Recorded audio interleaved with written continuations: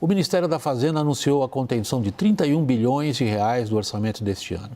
O congelamento foi necessário porque o governo federal não conseguiu arrecadar o valor que prometeu, ou que esperava, e viu despesas obrigatórias subirem mais do que acreditava. Os detalhes na reportagem de Luciana Amaral. O anúncio faz parte do acompanhamento bimestral das contas públicas, uma ferramenta para garantir que a União cumpra as metas do arcabouço fiscal. Dos 31 bilhões e 300 milhões de reais contidos, 20 bilhões foram contingenciados. O dinheiro pode voltar ao orçamento, desde que a arrecadação suba e que o resultado primário fique dentro da banda prevista para 2025. O crescimento das despesas obrigatórias, no entanto, exigiu o bloqueio de outros 10 bilhões e 600 milhões de reais. E as políticas públicas atingidas por esse bloqueio não podem voltar ao orçamento neste ano. O objetivo é garantir que a União respeite a segunda regra do arcabouço fiscal, que limita o crescimento das despesas a, no máximo, 2,5% ao ano. O bloqueio foi necessário porque a Previdência Social exigiu mais dinheiro do que o previsto na Lei Orçamentária Anual. Os gastos com o benefício de prestação continuada e com o Plano Safra também ficaram acima das expectativas nos primeiros 4 meses do ano. A Fazenda deu até sexta-feira da semana que vem para que cada ministério identifique de onde vai cortar o dinheiro. A expectativa é de que a medida afete, inclusive, emendas parlamentares. Nós estamos tomando essas medidas agora, né, que ao longo do ano vão ser complementadas por outras, com o objetivo de nos fixarmos naquilo que nos comprometemos para o bem das contas públicas, o que acarreta um ambiente macroeconômico mais saudável para o Brasil. A gente quer menos inflação, crescimento, menos juros e assim por diante. Logo depois de anunciar os cortes, o Ministério da Fazenda divulgou também um aumento das alíquotas do IOF sobre operações de crédito, seguro e câmbio. O governo espera arrecadar 60 bilhões de reais com a medida até o final do ano que vem. A equipe econômica reconheceu um perfil arrecadatório, mas afirmou que o objetivo é fechar brechas e corrigir distorções. A medida tinha sido antecipada horas antes pelo ministro Renan Filho, num evento na Bolsa de Valores de São Paulo. Haddad criticou o vazamento, que fez com que o Ibovespa fechasse em queda nesta quinta-feira. Deixa eu ver, Marcos e Zé Márcio. É a mesma pergunta a vocês dois, assim. Eu vou só pela ordem alfabética, Zé Márcio, começando por você. Pegando essa frase que o Haddad acabou de dizer, que nós publicamos agora, o tratamento das contas públicas, eu estou resumindo um pouco o que ele diz, significa que nós estamos criando um ambiente mais saudável, propício para o crescimento da economia, está? Bom, realmente existe mais realismo. Desse ponto de vista, é uma melhora importante. Você mesmo falou isso aí na apresentação. A outra questão é a lambança que foi essa questão do IOF.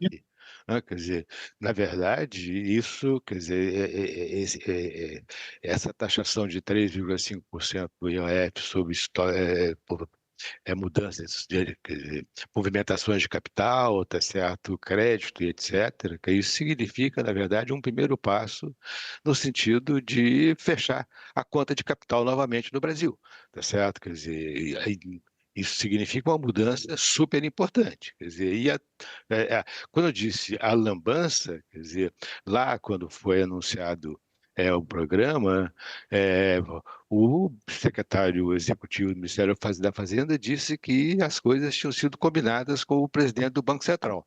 E, quer dizer, as notícias estão chegando dizendo que o presidente do Banco Central não está de acordo com com algumas dessas medidas. Então, quer dizer, eu acho que tem um lado, que é o lado do realismo, que você chamou a atenção, e é muito importante, que, na verdade, é difícil saber exatamente qual se era falta de realismo ou falta de transparência, né? Quer dizer, lá atrás, com esses erros que foram cometidos aí nas receitas, nas despesas, é um sinal muito estranho, muito complicado. Mas o outro lado é claramente uma lambança muito grande para esse programa. Impressão geral, começando por aí, você teve ao tomar conhecimento desses ajustes hoje, Marcos Mendes? Bom, boa noite, William, boa noite, Caio, Zé Márcio, prazer estar aqui com vocês. De fato, soou como mais realismo, né? Então, por exemplo, tiraram 60 bilhões de receitas que todo mundo sabia que não ia acontecer. Agora, esse realismo não está completo, né? E o quadro realmente é preocupante. Então, o número que eles nos trazem é um déficit de 97 bilhões de reais, tá? Só que a gente tem que lembrar que tem um programa Pé de Meia que está sendo feito fora do orçamento, são mais 10 bilhões de reais. Olhando as contas, eu vejo uma subestimação ainda no benefício de prestação continuada de mais 10 bilhões de reais, tá? Então, é um realismo, mas não é um realismo total. E ainda tem um fundo de compensação de benefícios fiscais, que foi aprovado na reforma tributária, de 8 bilhões, que está sendo colocado como despesa financeira e deveria ser despesa primária. Quando eu somo isso tudo, o déficit vai para 1% do PIB, ou 125 bilhões de reais. Ora, a gente está com um déficit de 1% do PIB e a gente precisa ir para pelo menos um superávit de 2% do PIB. Isso significa um ajuste de 3 pontos percentuais do PIB, algo como 440, 450 bilhões de reais. Essa é a gravidade da situação, né? E aí, como o Zé Márcio falou, para lidar com uma situação como essa, traz um IOF, que tem toda essa complicação de cheirar a controle de capitais, mas tem também o problema de usar um tributo regulatório com propósito arrecadatório. Até o título do PowerPoint que eles distribuíram é medidas de ajuste fiscal. É claro que as pessoas vão judicializar isso, porque se é uma medida arrecadatória, tem que ter no mínimo noventena. Então, nós vamos ter esse problema também. Pode ser até que essa receita que eles estão querendo e que não resolve grandes coisas, não se concretize. E, por fim, vale lembrar, né, que boa parte dessa situação delicada que nós estamos vem de duas medidas tomadas por esse governo, que foi a reindexação do salário mínimo ao PIB e a volta da indexação da despesa mínima de saúde e educação à variação da receita. O governo costuma dizer que está nessa situação por herança maldita, mas foi uma herança que ele próprio criou. Daniel, houve a entrevista coletiva, a notícia tinha sido furada por um próximo ministro, aquela bagunça de comunicação, mas isso daí é típico do governo desorganizado. Mas, à noite, em São Paulo, vem o presidente Lula e depois de tudo o carnaval que todos nós da imprensa, evidentemente, criamos em torno desse tipo de ajuste, a gente não consegue escapar da discussão da questão fiscal no Brasil, a gente está focado nela. Vem o presidente Lula e disse, se eu fizer uma universidade de esporte, isso aí é investimento, não é gasto. É engraçado, né, a cabeça, como funciona essa coisa do gasto é vida e que investimento não é gasto. Agora, o que aconteceu hoje me lembrou, de certa forma, aquele anúncio do pacote de contenção de gastos junto com isenção do imposto de renda para estragar tudo em novembro do ano passado. Por que eu digo isso? Acho que foi uma vitória da equipe econômica hoje e acabou sendo ofuscada pelo IOF. Por quê? A equipe econômica estava com um mantra e vinha dizendo isso reservadamente, nos bastidores, desde o início do ano, que ia agir em duas frentes. Como a aprovação do orçamento atrasou no Congresso em 2024, acabou escorregando para 2025, adotou-se a execução orçamentária na base de 1/18 desde janeiro. A equipe econômica seguiu isso, deu certo, conteve uma série de gastos. E, em segundo lugar, a equipe econômica queria uma estratégia de não fazer uma contenção, um congelamento, a conta-gotas, como foi no ano passado, deixando muita imprevisibilidade sobre o resultado da política fiscal. E queria fazer, na primeira revisão bimestral, já um congelamento mais pesado. Aí, o que aconteceu? Nas últimas semanas e nos últimos dias, criou-se essa sensação de que a ala política do governo, principalmente a Casa Civil, ia barrar um congelamento maior. E aí todo mundo estava falando de 10, 20 bilhões de reais, se muito. Saíram 31 bilhões de reais. Então, a estratégia foi forte. Eu vi muito realismo na revisão bimestral, vi muito realismo. Agora, vem um IOF em seguida, que é o 9º aumento de imposto desde o início de 2023, que reforça politicamente na sociedade aquela impressão do taxade e que faz com que o Congresso já reaja. Aumento de alíquota de IOF não precisa de aval legislativo, mas o líder da oposição na Câmara, já percebendo muito bem como está cansada a sociedade com essa conversa de aumento de imposto, já apresentou um projeto de decreto legislativo para sustar o aumento de IOF. Isso prospera, Caio? Bom, William, toda a linha que o Congresso Nacional vem adotando, não desde 23, mas desde 24 pelo menos, é de rejeitar qualquer ideia de aumento de tributo. Tem uma chance sim de isso ir adiante, junto com uma campanha também, que a própria oposição também quer implementar, não só em razão do IOF, mas dessa questão inflacionária, da questão econômica do país. De certo modo, tem uma compreensão do Congresso Nacional e de grande parte da sociedade, eu até concordo com isso, de que o pacote da reeleição não cabe no orçamento.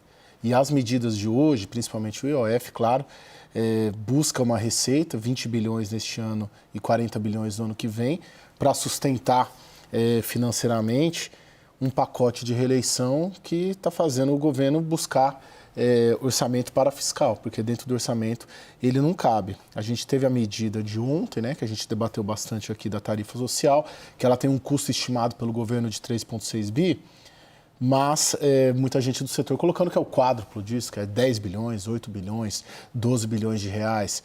Então, juntando esse contexto todo, diria que tem uma tendência disso evoluir sim. No momento, vamos lembrar, William, que o presidente da Câmara, Hugo Mota, instalou uma comissão para debater corte, né? Que é a Comissão da Reforma Administrativa, deixando bem claro para o Palácio do Planalto que medidas como aumento de tributo, como esse do IOF de hoje, não tem respaldo político do Congresso Nacional.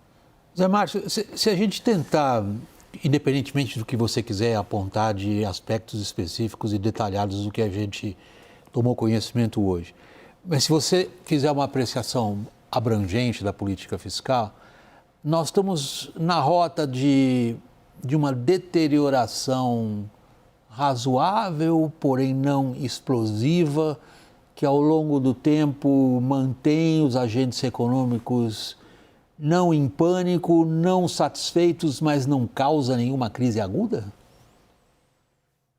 Não, quer dizer, na verdade o Marcos está muito mais envolvido nesse processo do que eu, mas na minha avaliação, nas minhas contas pelo menos, a trajetória é totalmente insustentável do ponto de vista fiscal.